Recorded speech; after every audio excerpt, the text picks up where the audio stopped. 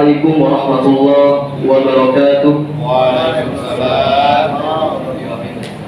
Ahlan wa sahlan bi hudurikum para ustadzah yang baru hadir.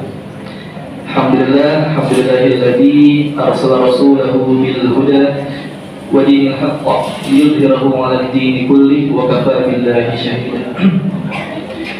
Asyhadu an la ilaha illallah wahdahu la syarika lah wa asyhadu anna Muhammadan 'abduhu wa rasuluhu la nabiyya wa la rasula ba'da, amma ba'd.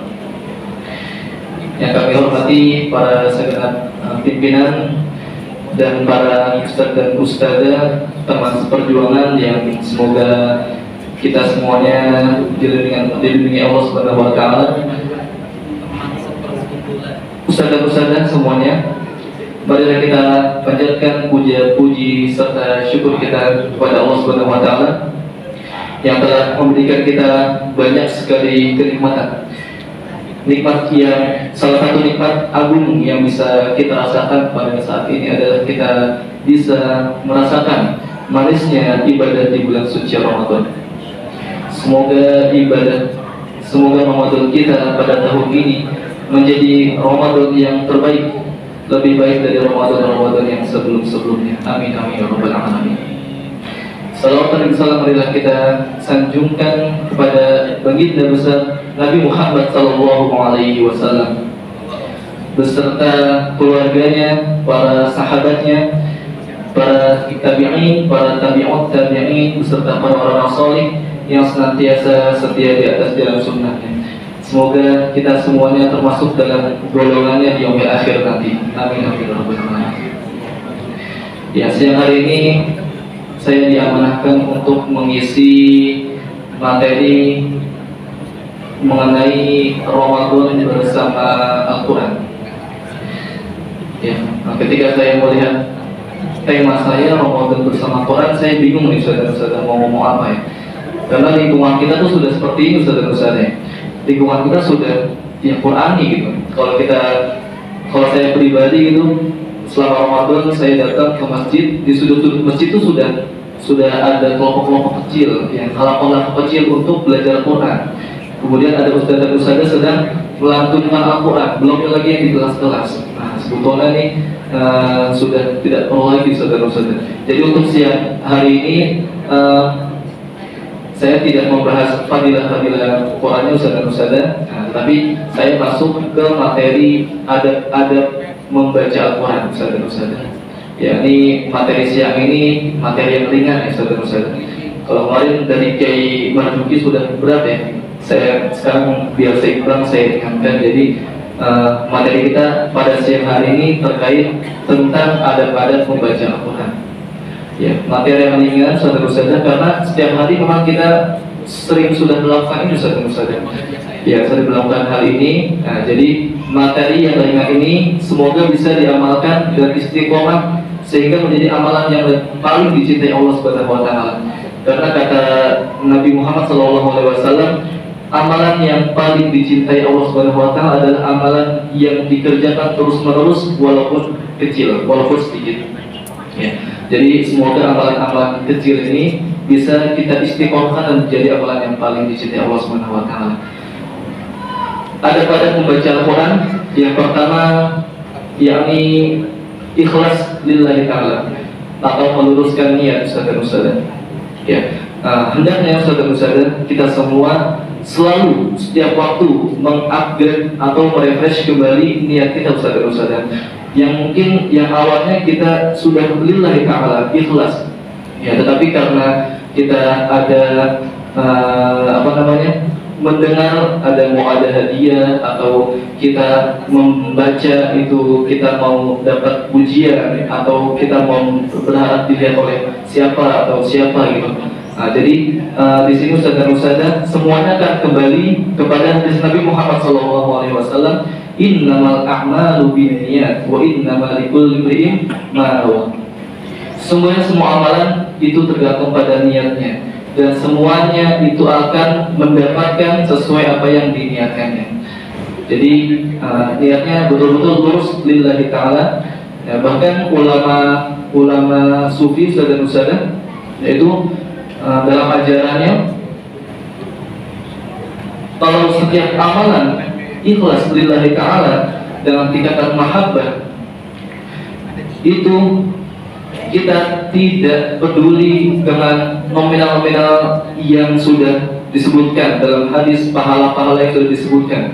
Ya, misal Al-Quran setiap hurufnya 1 huruf 10 kebaikan, atau sholat jamaah di masjid dapat 27 kali kebaikan.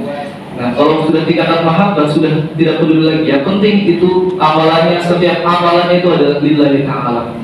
Seperti kata Allah Subhanahu wa taala, inna sholati wa nusuki wa mahyaya wa mamati lillahi rabbil alamin. Sungguhnya salatku, ibadahku, hidupku dan matiku adalah untuk Allah Subhanahu wa taala. Nah, kemudian amalan atau ada yang kedua, Ustaz dan Ustazah, senantiasa menjaga wudu atau suci dalam menyentuh dan membaca Al-Quran. Ya, seperti firman Allah Subhanahu wa taala, a'udzubillahi minasyaitonir rajim, innahu laqur'anun karim fi kitabim maknun la yamassuhu illa mutahharun. Sesungguhnya dia adalah Quran yang mulia, di dalamnya kitab yang terpelihara dan tidak bisa menyentuh kecuali orang-orang yang sudah bersuci. Nah, jadi Ustaz dan Ustazah, jika kita mau membaca Al-Quran, hendaklah kita atau menyentuh atau memegang Al-Quran, hendaklah kita dalam keadaan suci. Kemudian ada yang berikutnya atau yang ketiga adalah hendaknya kita ketika kita membaca Al-Quran di tempat-tempat yang bersih dan indah, Ustaz dan Ustazah.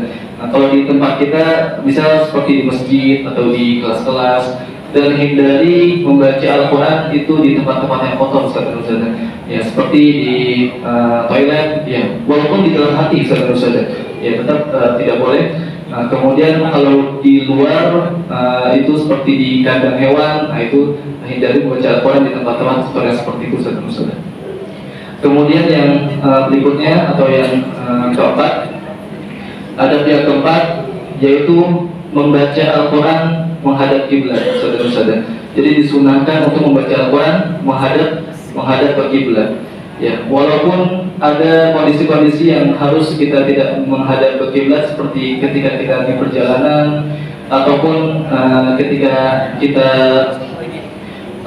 sedang mengajar, saudara-saudara, dan kondisi-kondisi seperti itu kita tidak bisa menghadap ke kiblat. Tetapi di kondisi-kondisi yang kita sedang membaca Al-Quran santai, itu hendaklah kita membaca Al-Quran menghadap kiblat.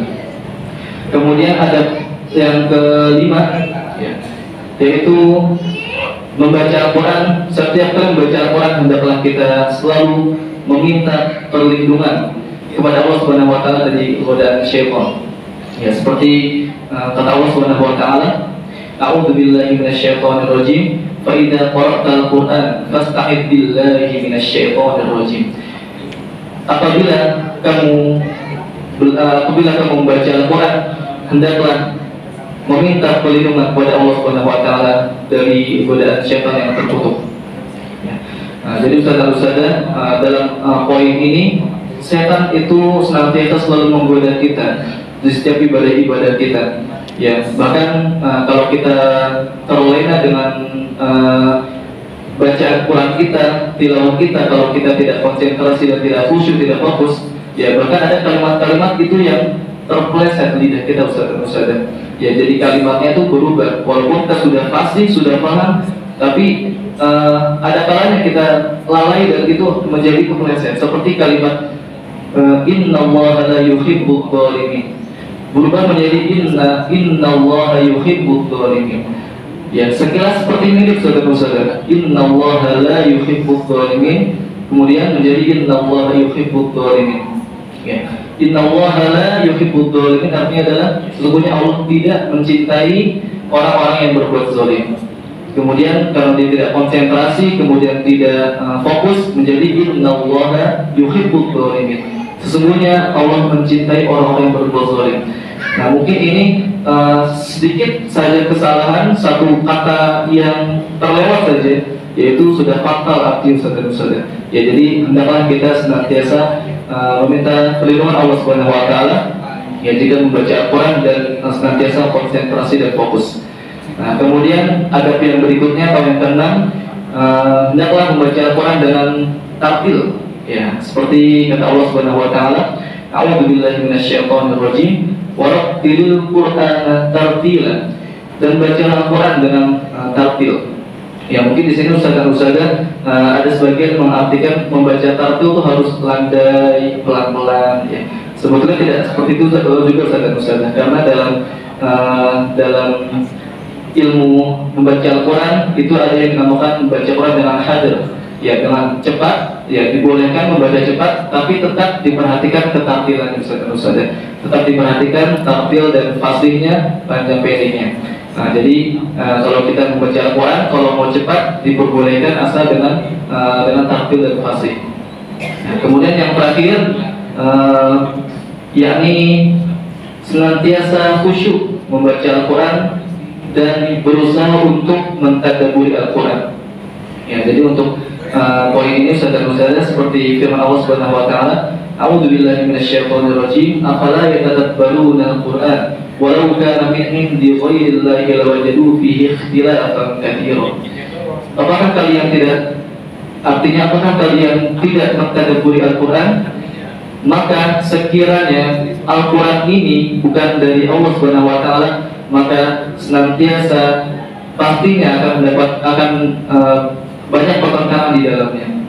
Nah, jadi ustazah di poin ini, ya, kita mungkin memiliki target banyak untuk tilawah Al-Quran, memiliki bacaan-bacaan, atau mungkin memiliki target khatam 1 kali, 2 kali, atau berkali-kali ustazah.